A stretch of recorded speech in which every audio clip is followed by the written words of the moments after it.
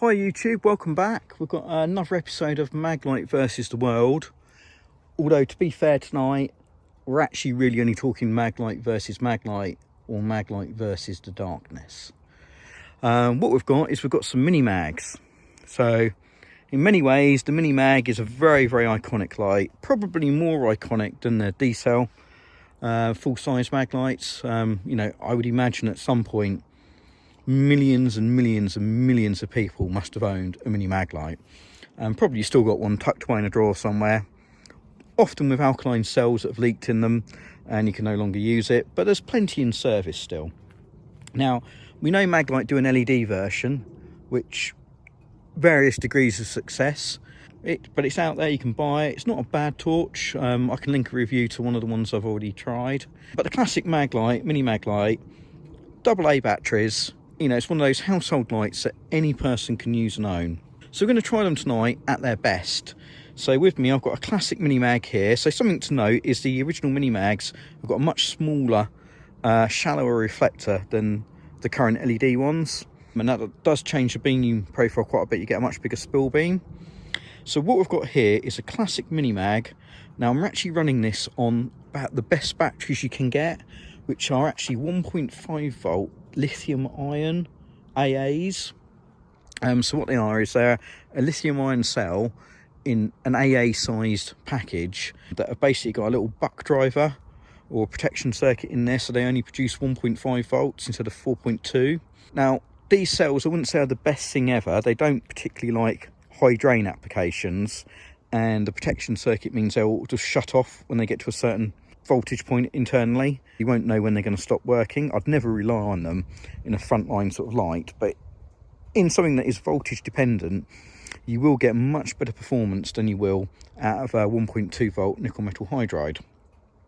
And to be honest, you won't get the voltage sag that you get out of an actual regular alkaline cell.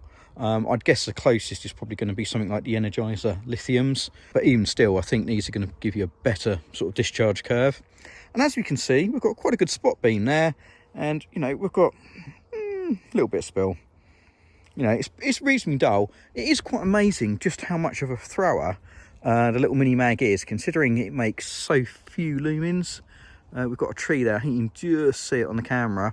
Definitely with the eye I can sort of see lighting up down the way quite well. We've got a bit of a bush here and a hedge, so I can widen that beam up.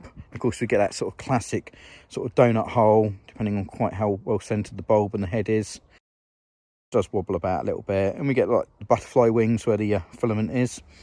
But it is quite a usable little light.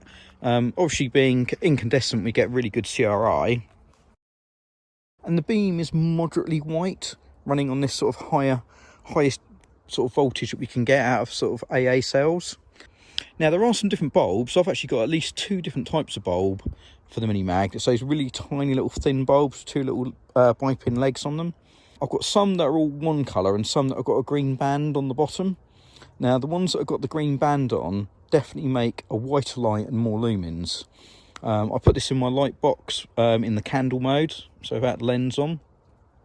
And this particular bulb was making 30 lumens, whereas the other bulb was more orange and only gave me 24. So there was a clear sort of difference there, you know, and a reasonable percentage difference as well, you know, nearly 20% or just over. Now looking online, Maglite do sell some xenon bulbs, but they are all one colour. They don't have the green band on them, so it might be that there's some better mini mag bulbs out there.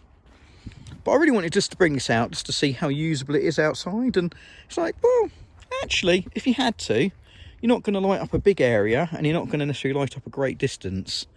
But it's quite a usable little light. You could find your way across a field or down a path with it.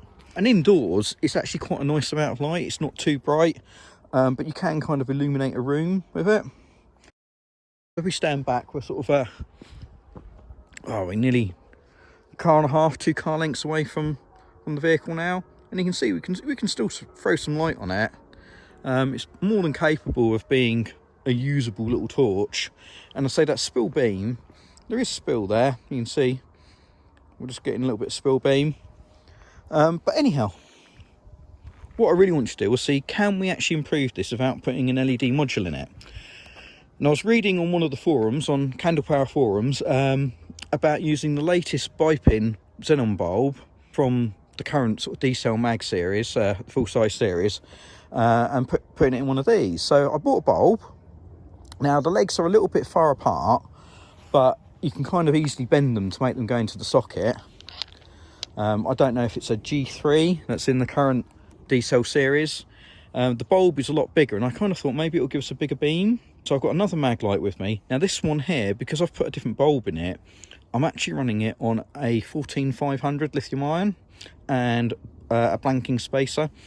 So we've got 4.2 volts, but obviously, you know, we're sort of 800 to 1000 milliamp in terms of capacity. But I think you'll agree, while it's not a huge leap up, and I haven't put it on the light box yet, we do get a little bit more light out of it, and the beam is a little bit bigger. It doesn't seem to focus quite as tightly, but I think because we've got that extra output, we shine it up at that sort of old tree stump there, we actually do get greater beam distance. And I can certainly see the beam. It probably won't show up on camera, but you know, that sort of lightsabery beam, there is quite a faint beam there that I can sort of see. And the spill beam definitely looks a bit brighter than what the mini mag standard bulb is doing. So again, you know, in 2022, we know the LEDs are going to they're going to outmuster these. They're going to produce more lumens, more throw, more everything, more runtime. But this is more about, can you make something usable with just a little bit of creative thinking? And I think the answer is yes. I mean, we can widen that beam out and we get a really big donut hole, and we can't quite focus it in as tight. We can't get it really, really bright. And you can see we've got a little bit of head wobble there. So as to wobbling the head back and forth, you can kind of affect the focus. But, you know, it's not bad. It's not bad. Again, you know, I think this is more of an indoor light than an outdoor light. But there is absolutely no reason why you couldn't use this when you're out and about. You know, it's still quite a small package. I know it's 2AA and there's a lot of 1AA lights, or, you know, an 18650 light is going to be shorter, although not quite as thin. You know, it's not cutting edge, it's not bleeding edge, it's not going to set the world on fire. But, you know, if you've got an interest in all things incandescent, this is certainly something you can go and do. These bulbs cost literally next to nothing. You know, was it $5.99 for a bulb? Even in the UK, I'm sure if you're in the USA, you can pick them up easier and cheaper. 14500 costs literally nothing, and if you've already got rechargeables and lithium ions, then you're probably going to have some of these in stock. And you can buy little AA blanks. Again, you know, £1, 50p. You know, they're not going to break the bank. Or you can quite easily make one yourself. Just get some aluminium rod, you know, wrap some tape around it, and hey presto, you've got a little AA blank there or something. So if you like this mod, if you've done something else, if you've got some better approaches to making a mini mag more 2022 friendly, let me know. I'm keen to try something else. As it stands at the moment, I'm actually relatively pleased with this. You know, it's lighting up the whole vehicle there almost.